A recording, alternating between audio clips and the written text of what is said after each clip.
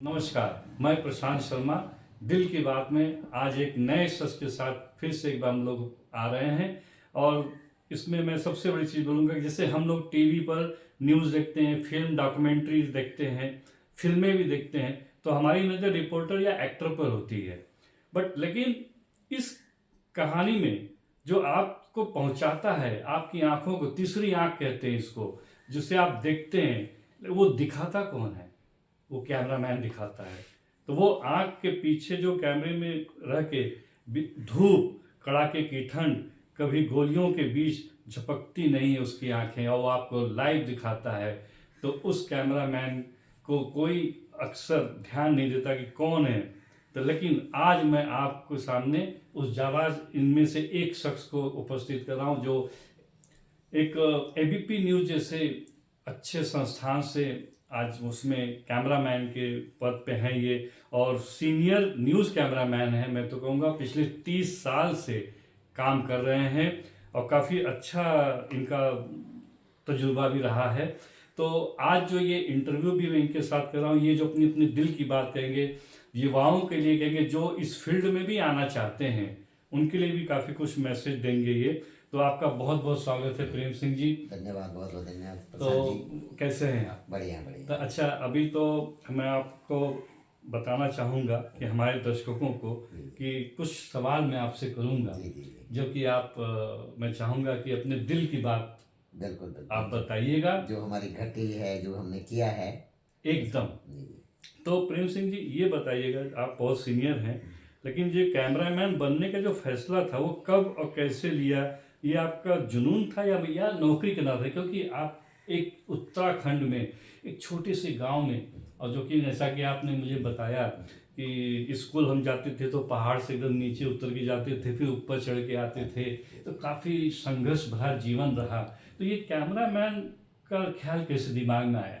प्रशांत जी, ऐसा है कि मैं चमोली जिले के उत्तराखंड के सरतोली गांव से हूँ, और हमारा स्कूलिंग 5वीं से और 8वीं के बीच प्राइमरी और जूनियर हाई स्कूल अपने गांव के पास में है, जो कि 1-1.5 किलोमीटर के आसपास है जी। बट हमारी और उच्च शिक्षा जो है कि इंटरमीडिएट, हाई स्कूल और ग्रेजुएशन जो है, तो उसके लिए नंदप्रयाग आना पड़ता, जो कि 10 किलोमीटर दूर है। तो ये पैदल जाते थे? पैदल जाते अरे थे। वाह।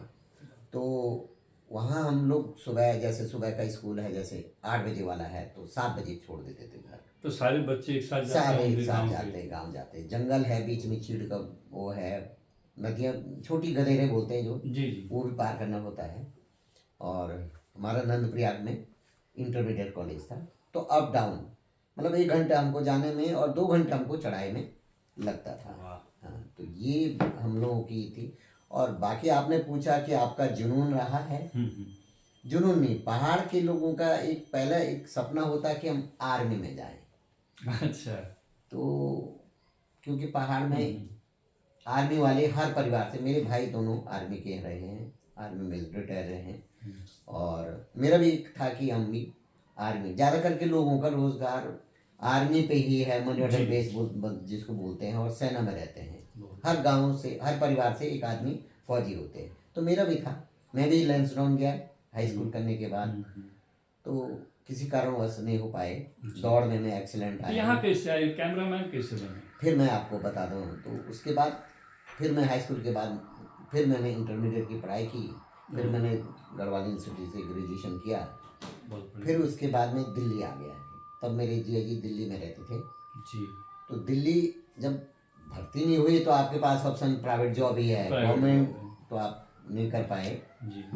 मतलब हो सकता है कि ज़्यादा उस समय कोचिंग नहीं थी, सब चीज़ें बताने वाला भी कोई नहीं था, तो प्लाइन हम फिर दिल्ली आ गए।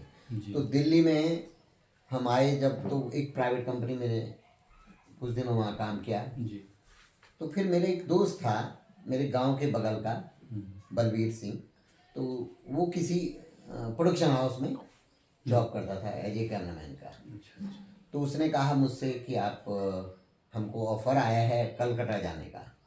ठीक है। हाँ, तो हमने कहा देखते हैं, तो सोचे बिचारा, तो उसने कहा कि असिस्टेंट की जगह है और मैं भी एक कैमरामैन हूँ, और ऐसे चीज़ें। पर मेरे गांव के 1-2 लोग उस क्षेत्र में ऑलरेडी थे ऑलरेडी पहले थे, से। मतलब प्रोडक्शन हाउस में थे, कैमरामैन में थे। हाँ हाँ, पर तो मैं ईश्वर ने एक रास्ता बनाया। हाँ प्रोडक्शन में थे। हम्म, तो वही देखकर सोचा कि एक बार मैं प्रोडक्शन उनके साथ गया था, कैसा शूट हो रहा था, हाँ हाँ हाँ, तो लगा कि बहुत कर अच्छी सकते हैं। कर सकते हैं। हाँ, तो उसके साथ हम बाई रोड जो है एक हम्म। प्रोडक्शन दूरदर्शन का एक उसमें कॉन्ट्रैक्ट मिला था उसको। जी तो कलकत्ता हम चले गए। तो कोई मैं इसके बारे में कुछ नहीं जानता था, केवल सुना था कि कैमरा है। तो धीरे धीरे वो एक स्टार्टिंग हुआ स्टार्टिंग, आपका। हाँ। तो दूरदर्शन के लिए हम मुख्य ज्योति बसु उस समय चीफ मिनिस्टर थे। तो दूरदर्शन की जितनी भी कवरेज होती थी, जी तो हम लोग प्रोडक्शन हाउस में थे जी जी। As a contact. हम्म। तो वहीं हमने फिर सीखा। और सीखने के बाद जब जब हमको 11 महीने कलकत्ता में हो गया, तो काफ़ी कलकत्ता में मैं काफ़ी जगह पे गया हूँ, काफ़ी मतलब 10-12 डिस्ट्रिक्ट में, चाहे वहाँ दार्जिलिंग से लेकर के सातगाछी 3 बीघा का डिस्प्यूट हुआ था। और ये जो मुर्शिदाबाद है, यहाँ पे भी काफ़ी मतलब हम काम लोग किया हाँ आपने। चीफ मिनिस्टर के साथ जितनी भी दूरदर्शन की कवरेज होती थी, तो हम लोगों ने वहाँ से सीखा भी और किया भी। वाह, यानी कि एक गांव के लड़के का जो जर्नी है हाँ, वो यहाँ से वहाँ स्टार्ट से हुआ है। start, जी, जी। बहुत बढ़िया। ऐसे एक चीज मुझे बताइएगा आप कि आपको अपना पहला प्रोजेक्ट याद है? उस दिन कैमरे के पीछे खड़े होकर आपको कैसा महसूस था कि हाँ यार ये मैंने बहुत बढ़िया किया है, आज मुझे बड़ी खुशी हुई? नहीं, पहले तो मैंने अपने पहला करियर प्रोजेक्ट। पहला मैंने अपने जीवन में मैं असिस्टेंट पे था। हम्म। जो मैं बंगाल के आने के बाद मैं 11 महीने रहा, फिर मैं दिल्ली आ गया। तो दिल्ली आने के बाद एक प्रोडक्शन हाउस में मेरे गांव के थे, तो उन्होंने मुझे टीवी नेटवर्क की टीम में, जो आप आजकल नेटवर्क की टीम है, जी तो उस समय टीवी टीम था उस कंपनी का ना। जी। तो वो उस ज़माने में मेरा एक एक्रेडिशन भी पार्लियामेंट के एक असिस्टेंट के तौर पे एक्रेडिशन बन गया था। जी। तो पहला जो मेरा स्टोरी ऑन एयर हुई है, हम्म। तो उस समय 96 में यूएफ की गवर्नमेंट बनी थी। पहले देवगौड़ बनी, तो फिर इंदिरा गुजराल तो बनी। गुजराल जी बने थे। तो गुजराल जी का जब हसुका हॉल में जब स्वरिंग हो रहा था, शपथ समारोह हो रहा था, तो एक तो पहले ही camera, black and white camera, खैर टेक्नोलॉजी आज सीख लिया था, 1 साल हो ही गया था हमको। तो देखा कि उस दिन अचानक किसी का कैमरामैन नहीं आ पाया, उसका पास बना था, मेरा भी बना था, मैं एज असिस्टेंट था अच्छा उसमें। अच्छा। तो देखा, तो उन्होंने कहा, मेरे रिपोर्ट श्रीनिवासन जी, तो कहा चलिए कोई दिक्कत नहीं है, चलिए कोई दिक्कत, जो भी होगा हाँ, देखा हाँ, जाएगा, देखा आप जाएगा। शूट करिए। तो जब मैंने शूट किया, तो उस दिन ऑन ईयर गया, वो भी अशोका हाल वो में। विशाखा का हाल में। बहुत शूट तो बढ़िया। बहुत किया था, हाँ। बट उस जमाने में अशोका हाल एक वहाँ तो के भाई अपने आप में राष्ट्रपति प्रतिष्ठित जगह है। जी। तो जब देखा ऑन ईयर हमारा शूट गया, तो लगा कि हमने कुछ कुछ बहुत बढ़िया। अच्छा, एक अच्छा विजुअल तैयार करने के लिए सबसे जरूरी चीज क्या होता है जब आप कैमरा लेते हैं? अभी देखिए, कई जमाने ऐसे, पहले हम लोग जब स्टार्ट किया तो हमारे पास कैमरा बहुत कंधे वाला था। हाँ। टेक्नोलॉजी उसमें बहुत ज़्यादा हाँ, नहीं थी। जी जी और रिकॉर्डर साथ में चलाना पड़ता था, जी। और असिस्टेंट दूसरा होता था दूसरा। पहले। और ब्लैक एंड वाइट के ज़माने में मॉनिटर्स भी देखने पड़ते थे, जैसे तार हाँ, लगा के हाँ, DNC हाँ। लगा करके उसके अंदर देखा जी जाता था। जी। तो टेक्नोलॉजी में तो ऐसा है कि बहुत ज़्यादा चेंज हो गया। अब देखिए आप, ओबी बैन जो होती है हमारी, हाँ, हाँ। वो भी आपके पीठ पे लगानी पड़ेगी, नहीं कि लाइव वो भी काफी भारी होती है, भारी होती तब थी। भी, हाँ। हाँ, तब अलग होता था। अब टेक्नोलॉजी इतने छोटे आ गए। जी। पर जो आप शूट की बात कर रहे हैं, तो टेक्नोलॉजी सुधार हुआ है। ब्लैक एंड वाइट से हमने कलर पे आए। कलर से आया। पहले ब्लैक एंड वाइट में व्यू फाइंडर में आपका ब्लैक एंड वाइट दिखेगा। जब आप उसको देखेंगे, प्री रोल करेंगे अपने मशीन पे, जब BTR में देखेंगे, तब कलर दिखेगा। तो कलर, पर हमने ब्लैक एंड वाइट से शुरू किया।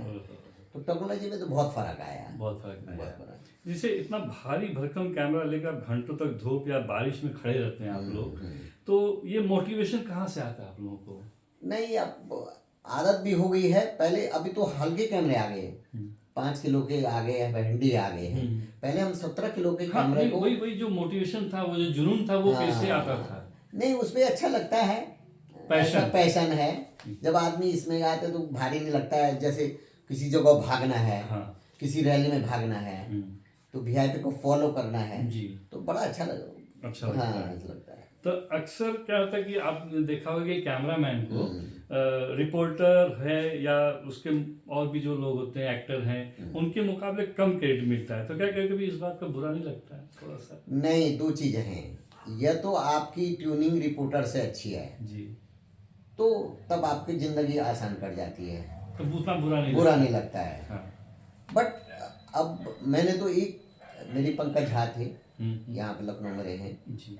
और मैंने 20 साल उनके साथ काम किया। अच्छा। कभी मतलब हमारा फील्ड में स्टोरी को लेकर के कुछ ऊपर नीचे हुआ होगा अलग बात और वो है, तालमेल बैठना बहुत तालमेल, जरूरी है। हाँ। बट वो भी जानते थे कि ये स्टोरी में जान लगा देगा, और पहले डिस्कशन भी हो जाता था। और ऐसा नहीं है, कैमरामैन और रिपोर्टर की नहीं, और तालमेल। जैसा मुझे लगता है कि जब आप लोग डिस्कशन करते तो वो अगला भी समझता है रिपोर्टर कि हाँ। मेरा जो पूरा क्रेडिट इसी बंदे के बिल्कुल, पास है, बिल्कुल, तो बिल्कुल। ट्यूनिंग बनानी पड़ेगी। पहले पैकेज करता था, तो सपोज कोई गांव में स्टोरी करनी है, हमने स्कूल की स्टोरी करनी है, जी।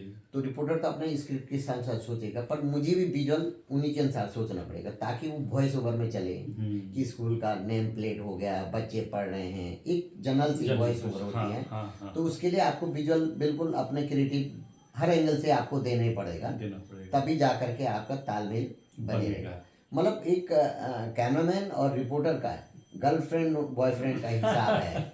सबसे बढ़िया। लोग भी होगी, जोक भी होगी, नोक-झोंक जोक होगा, होगी, सब कुछ होगा। सब कुछ होगा पर्दे के पीछे। पर्दे के पीछे।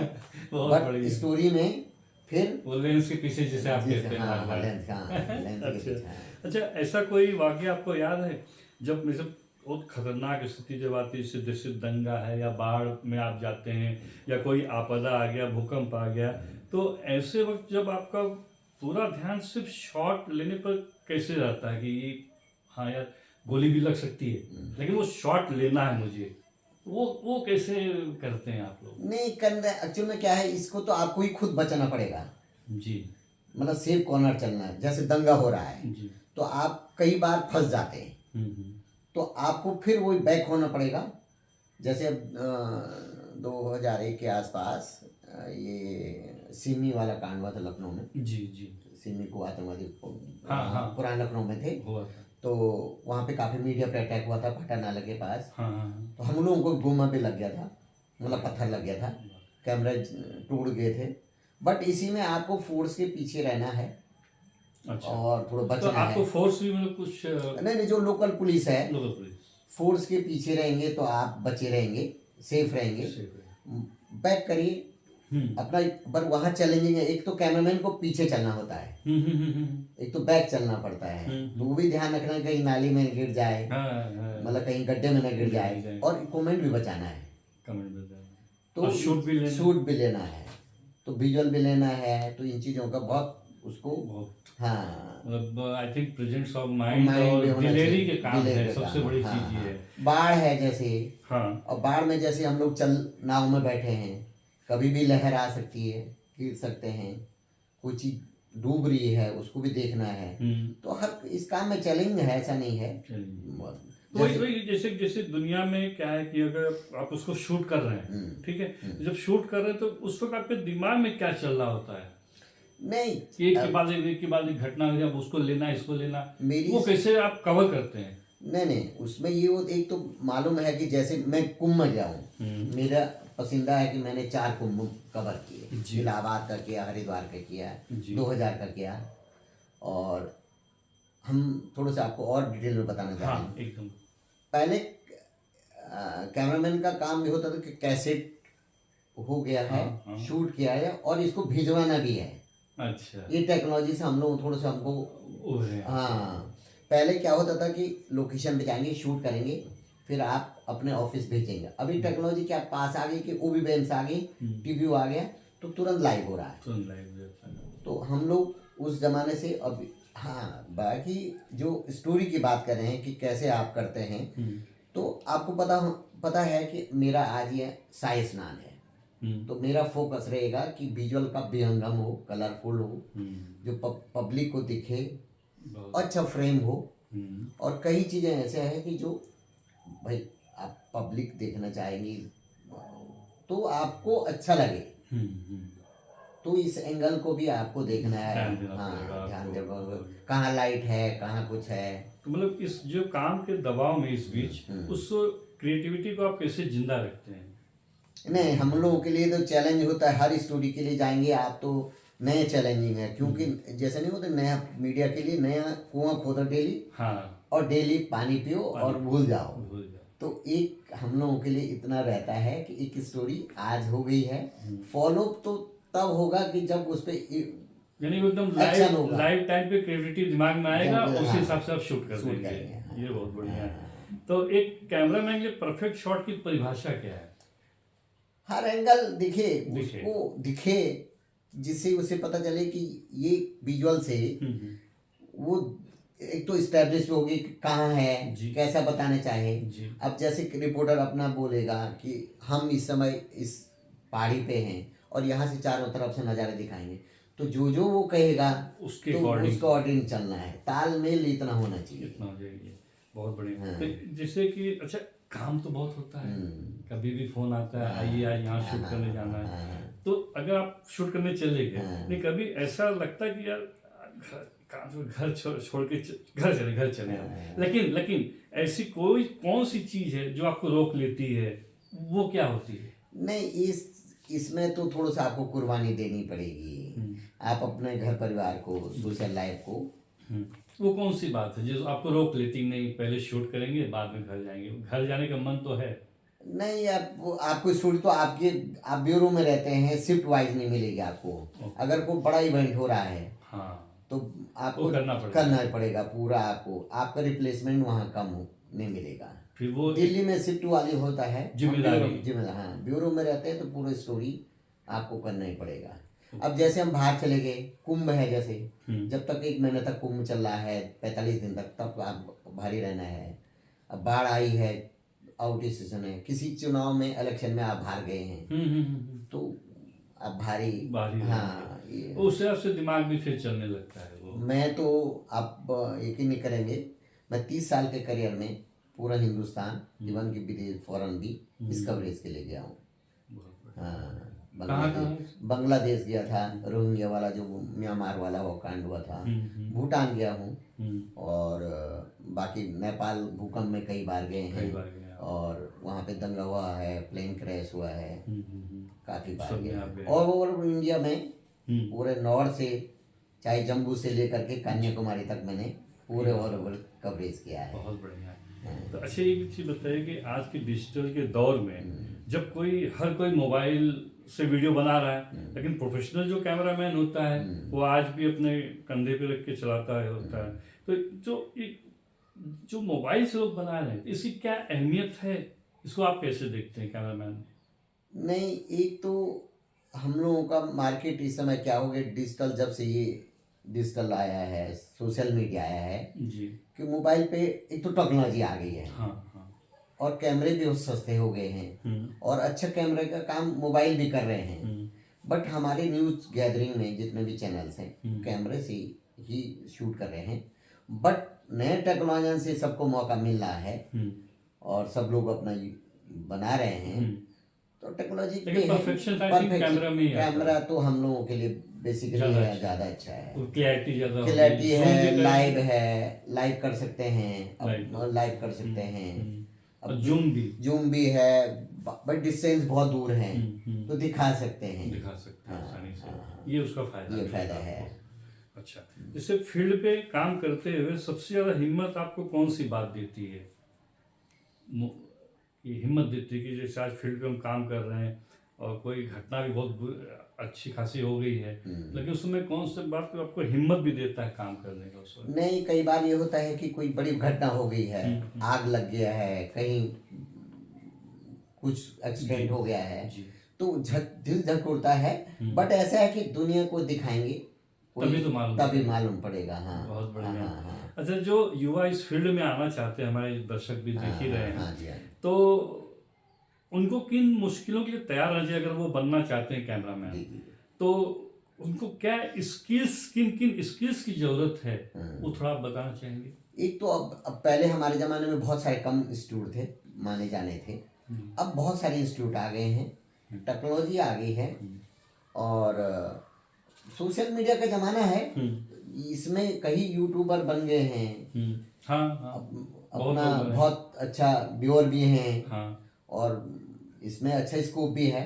बट अब मीडिया वाला जो काम है वो चैनलों में इस दिन में कम लोग ज़्यादा कर रहे हैं सोशल मीडिया पे, और ज़्यादा ज़्यादा कर कर रहे रहे हैं। तो अच्छा, क्या एक सिर्फ महंगा कैमरा होने से कोई अच्छा कैमरामैन बन सकता है?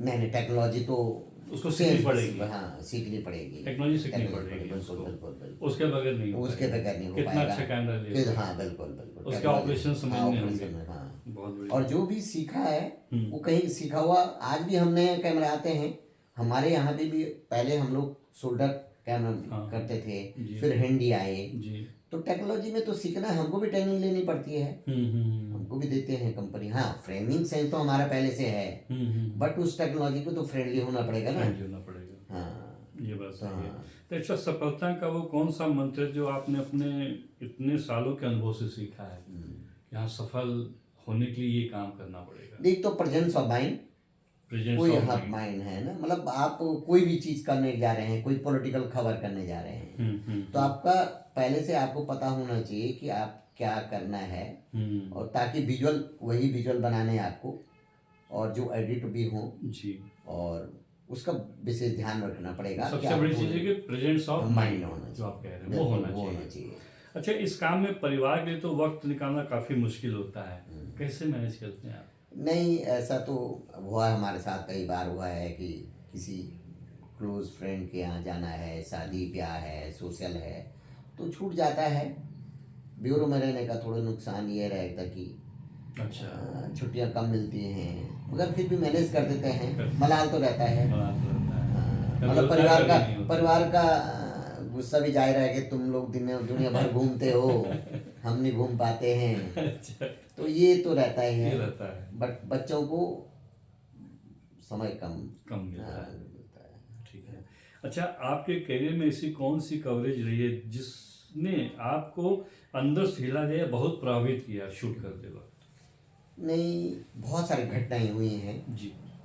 कोई एक घटना ऐसा जो सबसे ज़्यादा दिल के पास हो, दिल की बात आप कहें? मैंने घटनाएं तो देखो, घटनाएं तो हृदय विदारक होती है। जैसे कोई आर्मी का शहीद होता है, जी। उसके घर जाते हैं, जी। तो वो हम दुनिया को दिखाते हैं, तो वो थोड़े से वो बहुत खराब लगता है। और हादसा है जैसे हाँ, कई बार रैलियों में, 4 बार में रैली में हादसा हो गए थे, करंट लगने से झूल गए थे, वो भी खराब लगता है। जी। पटाखे में ब्लास्ट हो गए थे, वहाँ बॉडियाँ रहती हैं इन जगहों काफ़ी पे। दिख के हाँ, मैंने ज़िंदगी में 90, हाँ इधर मैंने सबसे बड़े मतलब घटना को देखा हूँ। दिल्ली में 96 में चरखी दादरी कांड सुना होगा आपने जी। 2 प्लेन क्रैश हो गए थे। हाँ हाँ हाँ। तो 250 लोगों को डेड बॉडी देखी, बहुत खराब लगा। मतलब आज भी जहन में है कि जब वो सब चीज़ें देख करके बड़ा खराब लगता है। हाँ, तो कैमरामैन का मजबूरी है कि उसको शूट करना, बट अपनी एक बनाना है, मतलब ताकि लोगों को भी, हाँ, ताकि वही तीसरी आंख दिखाएगी भी हाँ सबको। तो एक जो रिपोर्टर के जो आप तालमेल तो आप बनाते ही हैं, अच्छा, तो बिना बोले, जैसे ऑन द शॉट बिना बोले वो इशारा कैसे कि ये रिपोर्टर ये बोलने वाला है, आप पहले समझ जाते हैं, वो इशारा कैसे कैसे सब तालमेल बैठाते हैं? नहीं, कई बार क्या होता है कि कुछ देर डिस्कशन हो जाता है, अगर एट ए टाइम है तो आपका ही प्रेजेंट माइंड है। हाँ, वही आपने कहा जो प्रेजेंस ऑफ माइंड है।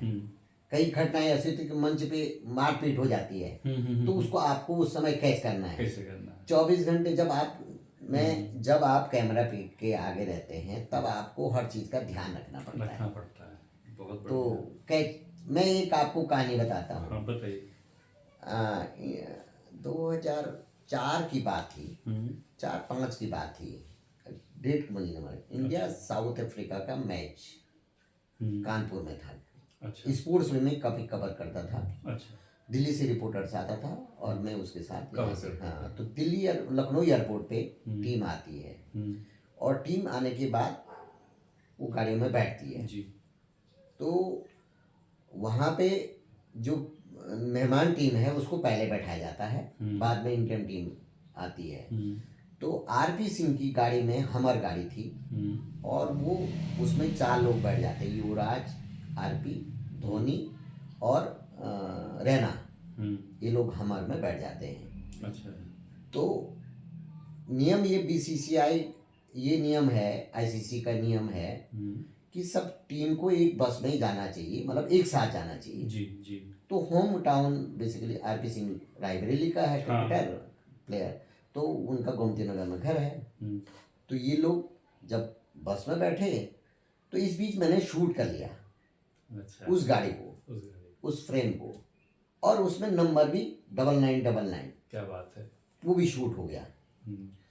तो अचानक जब विजुअल चला, उस समय आपने सुना होगा कि सीनियर वर्सेस इंडिया टीम में एक स्टोरी चलने बैठ गई थी। कि मतलब सौरभ गांगुली और हाँ, तो ये सब चीज़ें चल रही थी बीसीसीआई में, सीनियर वर्सेस जूनियर हो गया था। और जयपाल उस समय कोच भी थे जी। जब टीम कानपुर लैंडमार्क के लिए निकली तो अचानक मैंने विजुअल भेजा और मेरे एडिटर थे विनोद कापड़ी जी, तो उन्होंने विजुअल देखा और विजुअल देखने के बाद कहा, उस दिन मेरे साथ कोई रिपोर्टर नहीं था, रिपोर्टर को मुझे कानपुर में मिलना था। अच्छा। हाँ, तो इस बीच मैंने कहा, तो उन्होंने प्रेजेंट माइंड हमारे कापड़ी जी चैनल के, वो 10 सेकंड के विजुअल में आधा घंटे का प्रोग्राम बना लेंगे, वो मास्टर थे। हाँ, तो उन्होंने विजुअल देखा, कहा प्रेम सिंह ये बताओ ये कौन बैठे हैं ये लोग। मैंने कहा सर ऐसा ऐसा है। तो कहा ऐसा है, ये गाड़ी पता करो किसकी है। तो मेरे जानने वाले पड़ोस में, मैं उन्हीं के पड़ोस में रहता, आरटीओ त्रिपाठी थे, अजय कुमार त्रिपाठी, ये आरटीओ। हाँ, ये आरटीओ थे। तो उनको फ़ोन लगाया कि भैया इस गाड़ी का नंबर किसकी है, 9999, और काली गाड़ी हमर गाड़ी है। तो उन्होंने कहा ये आरपी सिंह की गाड़ी है। बस, तो उन्होंने कहा कन्फर्म। AK जैन उसमें थे सिक्योरिटी में। जी। तो उनसे बाइट मिली थी हम लोगों के, क्या आप लोगों ने परमिशन दी कि अलग गाड़ी। तो उन्होंने कहा कि आरपी ने कहा कि हम लोग कॉन्वॉय में चलेंगे। तो साथ ही गाड़ी चलेगी, विजुअल चलेगी। इसी बीच ऑफिस से फ़ोन आया कि आपको फ़ोनों पे है, फ़ोनों मीन्स खबर देनी है, ऑन एयर जाएगा। तो इसी बीच में ऑफिस ने मुझे फ़ोन किया, उधर एंकर सिद्धार्थ है स्पोर्ट्स का है, लखनऊ चलते हैं, हमारे कैमरामैन प्रेम सिंह जिन्होंने ये विजुअल भेजा है, बताते हैं कि क्या कहानी है। तो हमने कहा कि भाई जैसे जैसे प्लेयर आए पहले बैठे और 4 प्लेयर इस गाड़ी में गए और ये विजुअल हमारे पास है, ये सब चल रहा है। इस बीच स्टोरी चलने बैठ गई कि इंडियन टीम में 2 फाड़ सीनियर पर्स है। तो हमारी जो रिपोर्टर थी बड़ी नाराज हुई कि तुमने कैसी खबर चला दी, बीसीसीआई हम आईसीसी बीसीसीआई हमको बड़ा वो कर रहा, बीसीसीआई कि तुम कैसे चला दिया। धीरे धीरे टेकअप वो सभी चैनल ने किया, बट मैंने उस खबर को ब्रेक किया था। बहुत बढ़िया। तो आई थिंक वो प्रेजेंस ऑफ माइंड रहा आपका, कैमरे के पीछे तीसरा लेंस। गजब का दिन का बात है आपका ये। अच्छा, एबीपी न्यूज़ जैसे प्रतिष्ठित चैनल में आप काम कर रहे हैं, कैसा अनुभव है? नहीं, हमारा चैनल, मैं तो इस साल 30 साल हो गए मुझे, लगभग 30 साल हो गए इस लाइन में। मैंने दूरदर्शन के लिए काम किया, फिर मैं नेट TV18 में काम किया, फिर जी न्यूज़ में काम किया। बहुत अच्छा है, मतलब हमारे यहाँ एबीपी न्यूज़ बहुत, हाँ, किसी चैनल में क्योंकि लोग काफ़ी छोड़ते रहते हैं, पर हमारे कैमरामैन के लिए थोड़े से जंप, पर्दे पीछे वालों के लिए जंप करना बहुत टफ होता है, टेक्निकल वो है। तो इसका मतलब कि हम एक संदेश चाहेंगे आपकी तरफ से अपने युवाओं के लिए भी कि फील्ड पर जब लाइव रिपोर्टिंग के दौरान सबसे बड़ी चुनौती क्या होती है, तो वो क्या होती है? अपने युवाओं को वो संदेश देंगे कि वो कैसे, आप अगर फील्ड में आते हैं तो चुनौतियाँ जो लाइव आप जब करेंगे तो कैसे करेंगे, थोड़ा सा युवाओं को बताना चाहेंगे। बेसिकली इसमें तो एक तो आपके पास टेक्नोलॉजी वाला हिसाब है, वही कुल मिलाकर वही है, और प्रेजेंट माइंड ये है कि आप जिस स्टोरी को कर रहे हैं उसको पहले देख लें, उसी पे फोकस करें। और प्रेजेंट माइंड कुल मिलाकर के यही है कि फील्ड में आपको जो दिखेगा, जो लोगों को अच्छा फ्रेमिंग लगेगा, यही हो सकता है। जैसे देखा कि प्रेम सिंह जी वैसे भी पहाड़ी लोग काफ़ी दिल से बहुत अच्छे होते हैं और अपने दिल की बात उन्होंने बहुत अच्छे से भी रखी है। तो तो दोस्तों आज हमें समझ में आया कि यह फ्रेम को सजाने के पीछे कितने सालों का मेहनत और पसीना है आपका, और इसके पीछे जो आवाज़ नहीं बल्कि उन तस्वीरों से बनती है, ठीक है। तो जो कैमरामैन अपनी जान हथेली पर रख के इस सीन को शूट करता है, ऐसे लोगों को मैं बहुत बहुत सलाम करता हूँ, जो कि ये चीज़ें हमारे तक पहुँचाई जाती हैं। और हमें उम्मीद है श्री प्रेम सिंह जो सीनियर कैमरामैन हैं, इस कहानी से उन तमाम युवाओं के लिए भी प्रेरणा बनेंगे हमारे चैनल के माध्यम से, और इन आगे चल के हो सकता है इनसे भी, जब इस फील्ड में आप लोग भी युवाएं आएंगे तो इनसे भी मुलाकात होगी, या और भी बहुत सारी टिप्स आप लोगों को देंगे। कार्यक्रम के अंत में प्रेम सिंह जी, मैं ये चाहूँगा अपने दिल की बात कुछ आप करना चाह रहे हैं, और मैं चाहता हूँ कि मेरे प्रोग्राम में इसका नाम ही है दिल की बात। तो अभी तक तो मैंने अपने सवाल पूछे थे, अब आपके दिल में जो है, आई थिंक ये 4 सवाल आपने बताए हुए हैं, तो उस पे बात करेंगे और वो आप बताएंगे, ठीक है। तो एक बात तो हम ये चाहेंगे पहला कि लखनऊ बेस में रहते हुए किन किन राज्यों को आपने कवरेज किया है और क्या क्या चैलेंजेस रहे हैं आपके पास? मैं लखनऊ बेस में हूँ और मैं 97 में लखनऊ में आ गया था, जी न्यूज़ में तब मैं ज्वाइन किया था, और अभी 2025 हो गया है और जी न्यूज़ और एबीपी न्यूज़ में रहते हुए तो मैं पूरा हिंदुस्तान यहाँ से कवर किया हूँ, चाहे कश्मीर हो, चाहे उत्तराखंड हो, चाहे रामेश्वर तक। हाँ बिल्कुल बिल्कुल बिल्कुल, और नॉर्थ ईस्ट भी। तब किस में थे? तब मैं जी न्यूज़ में कुछ जगह पे गया हूँ, और स्टार न्यूज़ में, पहले स्टार न्यूज़ था, फिर एबीपी न्यूज़, और सभी मतलब ऑलमोस्ट मतलब गोवा छोड़ करके मैं नॉर्थ ईस्ट के 3-4 स्टेट में भी गया हूँ। हाँ मतलब मैंने चुनाव को लेकर के, बड़ी घटनाओं को लेकर के, मतलब पॉलिटिकल के साथ साथ और किन फील्ड में आप जाके कवर किए हैं? जैसे केदारनाथ, काफी सालों से हम केदारनाथ, ये तो मैं देखता रहता हूँ हमेशा मैं कि केदारनाथ, बद्रीनाथ जी कपाट खुलते हैं, गंगोत्री यमुनोत्री, आप भाई हेलीकॉप्टर में देखता हूँ काफी गए हुए हैं। पहले दिन का कवरेज आप करते हैं? पहले दिन का कवरेज इसके लिए, कपाट के लिए केदारनाथ जी में आप गए? हाँ कई बार गया हूँ, और सौभाग्य मिला हमको जी। जितना केदारनाथ अद्भुत है, आज रोंगटे खड़े हो जा रहे हैं जी, उतना चैलेंजिंग। मैं भी गया था, वाकई चैलेंजिंग इसलिए है कि पहले दिन जब जाते हैं तो सुविधाएं नहीं होती है जी। कपाट खुलता है तो सुविधाएं नहीं होती, अब तो काफी सुविधाएं। लेकिन आप लोगों को काफी सुविधा मिलता होगा? नहीं, हम लोगों को भी उसी में जीना है। उस दिन वीआईपी मूवमेंट ज्यादा रहता है जी। कई बार हम लोग घोड़े से गए, पैदल गए, मैं कई बार पैदल भी गया। First day? हाँ फर्स्ट डे वाला है कवरेज के लिए, राहुल गांधी के साथ। राहुल गांधी आफ्टर 13 के बाद जब वो हुई थी तो पैदल भी गए हम लोग। तो राहुल गांधी जी के साथ पैदल भी गए थे। बहुत बढ़िया। हाँ तो काफी चैलेंजिंग रहता है, सुविधाएं कम रहती है, और कई बार ये मलाल भी रहता है, आपको कैसेट भिजवाना पड़ता है, सामने आपका साक्षात भगवान का दर्शन है, बट आप कवरेज करते हैं, कपाट खोलते हैं, तुरंत भागना पड़ता है। मतलब मैं कई बार ऐसा गया हूँ कि दर्शन ही नहीं हो पाए, वहीं जा करके छू करके आ गए। तो मलाल रहता है, बट अब लेकिन टेक्नोलॉजी, पर्दे के पीछे से आप पूरे दुनिया को तो दर्शन करवाते हैं, ये बहुत बड़ा पुण्य है। और 1-2 बार मैं अमरनाथ यात्रा भी कवर किया मैंने। हाँ मैं वहाँ गया हूँ, और पाकिस्तान बॉर्डर तक गया हूँ। पाकिस्तान बॉर्डर पे कभी शूट करने का आर्मी बेस का? आर्मी का गए हैं, 370 धारा हटने के बाद भी गए, उससे पहले भी गए थे। अच्छा। और तो क्या माहौल था वहाँ कैसे क्या? कश्मीर देखिए, कश्मीर एक टूरिस्ट बहुत सुंदर जगह है, और मतलब मीडिया के लिए थोड़ा चैलेंजिंग है, ऐसा नहीं है जी। जैसे वहाँ घटनाएं हो जाती हैं, वहाँ के हम लोगों ने काफ़ी आधा घंटे के प्रोग्राम भी बनाए हैं जी, वहाँ की चीज़ों पे दिखाए हैं। बहुत वो है, मतलब खूबसूरत है, मतलब सम्मान भी बहुत है वहाँ कई जगहों पे। तो ये महाराष्ट्र वगैरह भी आप कवरेज करने गए हैं? महाराष्ट्र में, मुंबई में कई बार गया, कोरोना काल में भी गया हूँ जी। और महाराष्ट्र गया पूरे हिंदुस्तान में। ये कोरोना काल में काफी रिया चक्रवर्ती वाले में भी काफी स्ट्रिक्ट था, उसमें आपने कैसे कवरेज किया? हाँ उस समय तो बड़ा चैलेंज था। हाँ कि कोरोना टाइम में, और ये सी स्टोरी करनी है, हर चैनल के 5 और 6 टीमें मुंबई में रहती थी। अच्छा। और चैलेंज था, बट वो भी एक शुभ आनंद लेना था कवरेज करने में कोई।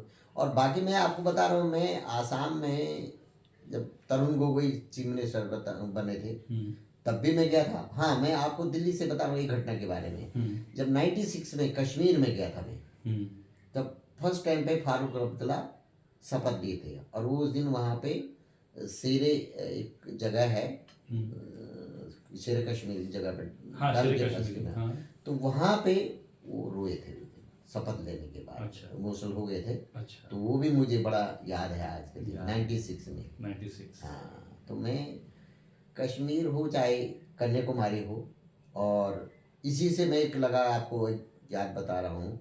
हम लोग पहले आधा घंटे के प्रोग्राम खूब बनाते थे।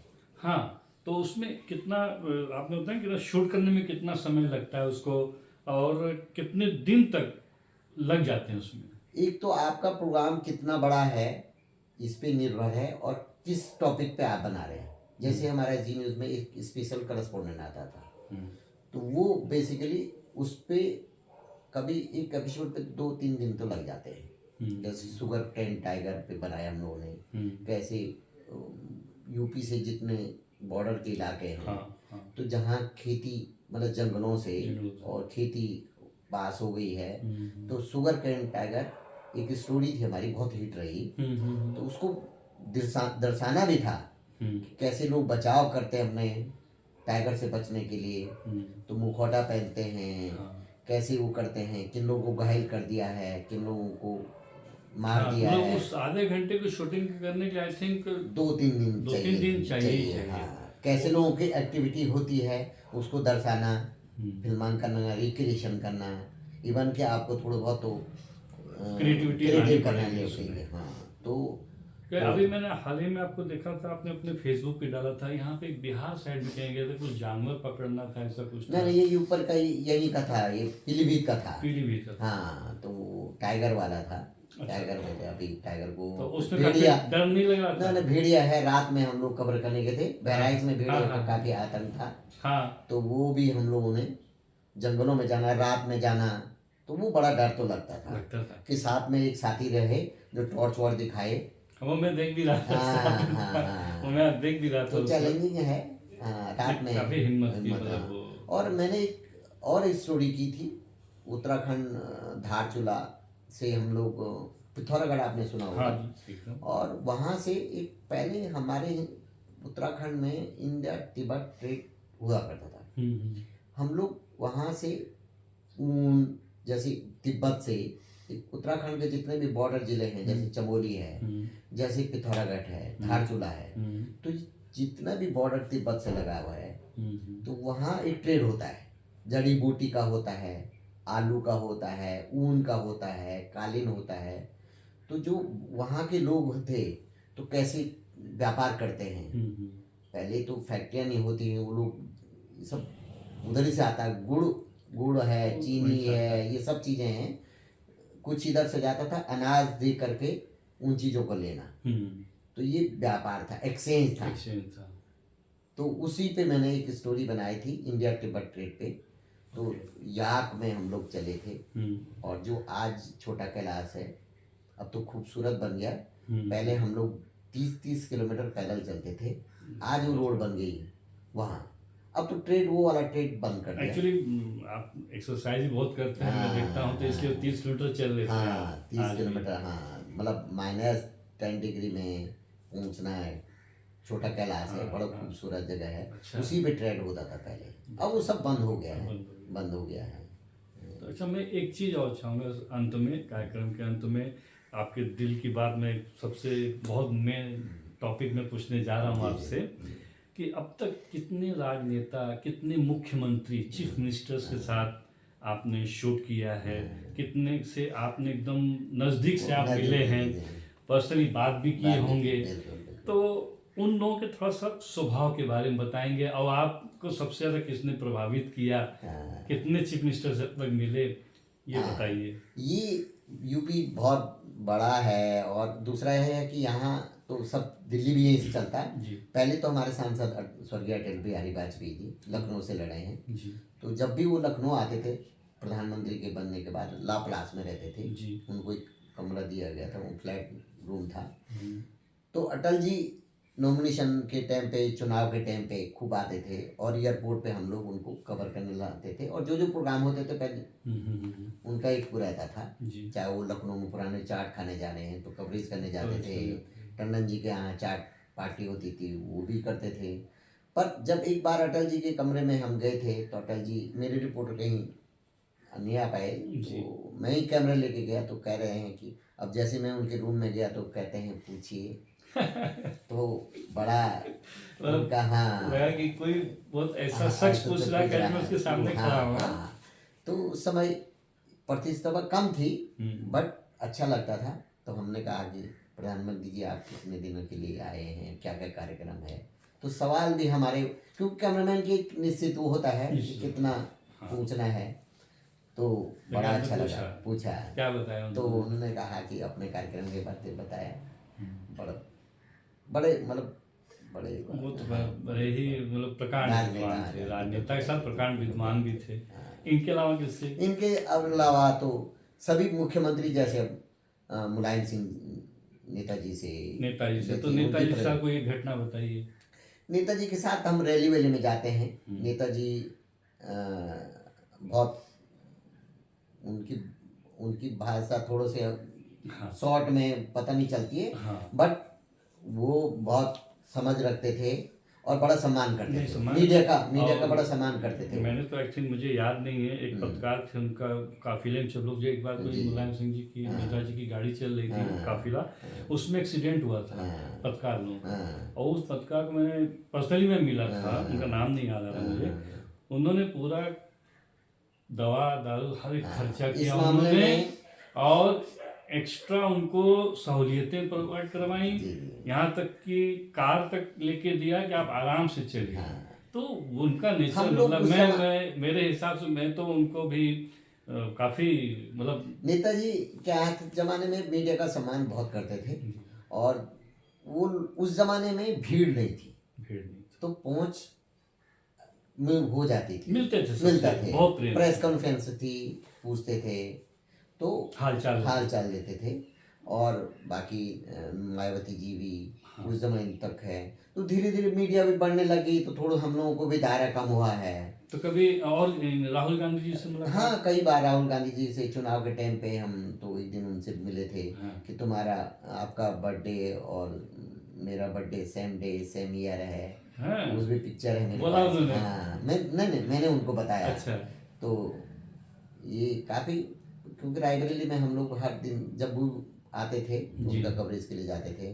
बाकी अखिलेश जी, कल्याण सिंह जी के साथ में कई बार हेलीकॉप्टर में जाता था। पहले मुख्यमंत्रियों के साथ हेलीकॉप्टर पे, जैसे चुनाव की रैली काफ़ी है। वैसे तो योगी जी के साथ भी गए हैं, अखिलेश जी के साथ भी गए हैं। तो जैसे जब जाते थे उनके साथ हेलीकॉप्टर में, तो जैसे अखिलेश जी हैं, कल्याण सिंह जी हैं, और भी कई मुख्यमंत्री हैं, तो ये क्या कैमरामैन से क्या, मतलब कैसे बात करते थे और क्या पूछते थे? नहीं, वो जैसे जो कोई रैली हुई है, अब एक रैली होगी तो पूछते कि कौन सा भाषण है, कहाँ जनसंख्या, मतलब पब्लिक कहाँ आई है, कौन सी रैली आपको अच्छी लगी है, क्या करना चाहिए। तो ये सब जिक्र होता है, फीडबैक लेते थे। और सभी नेताओं का ये रहता था। हाँ, और हमें तो सभी मुख्यमंत्री के साथ काम करने के लिए, मतलब कवरेज करने का मौका मिला है। चाहे अभी योगी जी के साथ भी, मुख्यमंत्री बनने से पहले हम उनके साथ काफ़ी रैलियों में गए थे। अभी तो क्या है कि कार्यक्रम ही में कवर करते हैं जी, मिलते हैं, मिले तो सभी। योगी जी से कितना बार मुलाकात हुआ? योगी जी से कई बार, जब मुख्यमंत्री नहीं बने थे तब तो पहले काफ़ी मिलते थे। इस बीच तो जब कोई कार्यक्रम होता तभी जाते हैं। जाते हैं तो शूट करने के समय मिलता है। शूट करना, हाँ, जैसे कोई कार्यक्रम है, फंक्शन है, अब इवन की दूसरी स्टेट में जाते हैं तो वहाँ स्टार प्रचारक होते हैं, तो वहाँ मुलाकात आराम से हो जाती है, वहाँ आराम से हो जाती है। अच्छा। क्योंकि यहाँ पे तो बहुत सारे रहते हैं ना, तो यहाँ उनके पास भी टाइम नहीं रहता है। तो बिहार वगैरह भी गए होंगे, तो वहाँ सब बिहार, नीतीश, लालू जी, सब, हाँ, इवन की ममता बनर्जी, ज्योति बसु बाबू जी से, मुलाकात है। हाँ, सब। हमारे यशस्वी प्रधानमंत्री जी से, नहीं, प्रधानमंत्री जी से उनसे ज़्यादा नहीं हो पाई उनसे है, नहीं हो पाती क्योंकि क्या सुरक्षा एक कारणों सुरक्षा कारणों से। हाँ, क्योंकि दिल्ली रहते तो हो जाती, जी पर हमारे प्रोग्राम में कई बार वो आए हैं जैसे। हाँ हाँ, तो शूट किया शूट आपने किया। शूट किया हाँ, आपने हाँ। तो और कोई दिल की बात आप बताना चाहेंगे हमारे दर्शकों को? नहीं, ये तो बहुत अच्छा लगता है कि मीडिया में रहते हैं। पहले तो मीडिया का देखिए, मैं दिल की बात ये बताना जी चाहता हूँ कि प्रधान जी, ऐसा है कि मीडिया हम लोग उस जमाने से शुरू किए हैं कि जब मीडिया का सम्मान बहुत होता था। मतलब आप किसी के यहाँ कैमरे लेके चले गए तो आपको भगवान से कम नहीं माने हाँ, जाते, सही बात है। क्योंकि आप एक माध्यम थे, माध्यम थे मतलब जनता का माध्यम थे कि सरकार तक हमारी बात पहुंचाएंगे। तो ये अभी ट्रेंड में वो थोड़ा सोशल मीडिया की वजह सोशल से। मीडिया से हम लोग थोड़े से ये हो रहा हो है, रहा हो रहा है, लेकिन तब भी आज भी आपका जो काम है काम है। आज भी आप तीसरी आंख हैं हाँ, हाँ, हैं और ये सबसे बड़ा काम आप कर रहे हैं तो दिल की बात ये आप लोगों तक कैमरा के जरिए पहुंचाते हैं। तो इसी के साथ हम लोग फिर नए कार्यक्रम में एक नए शख्स के साथ मिलेंगे दिल की बात में। बहुत बहुत धन्यवाद प्रेम सिंह जी। धन्यवाद। नमस्कार। नमस्कार। Thank you.